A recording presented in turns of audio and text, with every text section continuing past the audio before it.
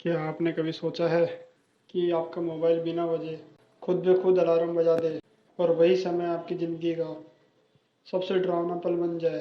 एक कहानी है अंकित की, जिसने एक शॉर्टकट रास्ता चुना और और वहाँ जो हुआ उसने उसकी रूह तक हिला दी। ऐसा क्या हुआ था उस रात जो अंकित इतना डर गया था? क्या आप सब जानना चाहते हैं? ये बात है साल 2015 की सर्दियों की। दिल्ली के पास एक छोटा कस्बे में अंकित नाम का लड़का रहता था।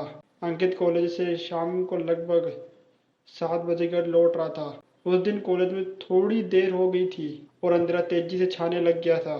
ठंडी हवाएं चल रही थी और सड़कों पर भीड़ लगभग खत्म हो चुकी थी। अंकित रोज एक ही रास्ते से आता जाता था, लेकिन उस दिन उसके दोस्त ने कहा, आज शॉर्टकट से निकलते हैं, जल्द ही घर पहुंच जाएंगे। वो रास्ता एक पुरानी कब्रिस्तान के पास से होकर गुजरता था। अंकित को पहले थोड़ा डर लगा, लेकिन उसने सोचा, बस 5 मिनट की बात है, निकल जाऊंगा। जैसे ही वो कब्रिस्तान के पास पहुंचा, अचानक सड़क पर अजीब सा सन्नाटा छा गया। न कोई गाड़ी, न कोई आवाज, बस हवा की सरसराहट और पेड़ों की चरमराहट सुनाई दे रही थी। अंकित ने तेजी से कदम तेज किए। अचानक उसके मोबाइल में खुद ब खुद 7 बजे का अलार्म बजने लगा, जबकि उसने कभी भी उस समय का अलार्म सेट नहीं किया था। उसने फोन निकाला, लेकिन स्क्रीन अपने आप बंद हो गई। तभी उसे महसूस हुआ कि उसके पीछे से कोई चलकर आ रहा है। उसने पीछे मुड़कर देखा तो कोई नहीं था, लेकिन धड़कन तेज हो गई। उसने सोचा, शायद वहम है, लेकिन जैसे ही वो 2 कदम आगे बढ़ा, पीछे से किसी के हंसने की आवाज आई। भेद ठंडी और डरावनी आवाज आई। अब अंकित ने कदम रोक लिए। उसने फिर पीछे मुड़ के देखा। इस बार एक सफेद साड़ी पहने कोई दूर खड़ा था। उसका चेहरा ढका हुआ और बाल जमीन तक फैले हुए थे। औरत ने धीरे धीरे उसकी तरफ बढ़ने लगी। अंकित के पाँव मानो जमीन से चिपक गए थे। डर के मारे उसकी आवाज भी गले में अटक गई थी। तभी अचानक उसे याद आया कि उसकी माँ ने कहा था, अगर कोई डर लगे तो हनुमान चालीसा पढ़ना। फिर वो धीरे धीरे हनुमान चालीसा पढ़ने लगा, लेकिन जैसे जैसे वो पढ़ने लगा, औरत की चाल और तेज हो गई थी।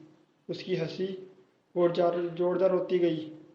अचानक औरत ने जोर से चीख मारी और अंकित का मोबाइल उसके हाथ से छूट कर जमीन पर गिर गया था।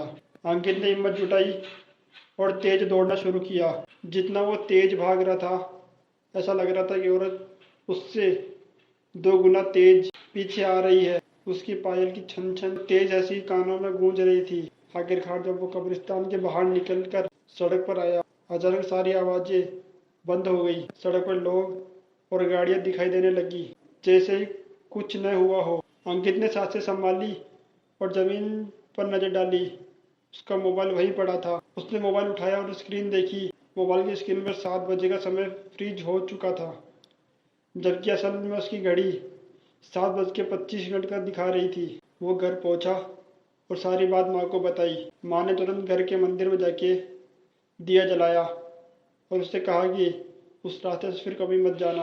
अंकित ने उसके बाद कभी शॉर्टकट का रुख नहीं किया, लेकिन आज भी जब वो दिन को याद करता है तो उसकी रूह कांप उठती है।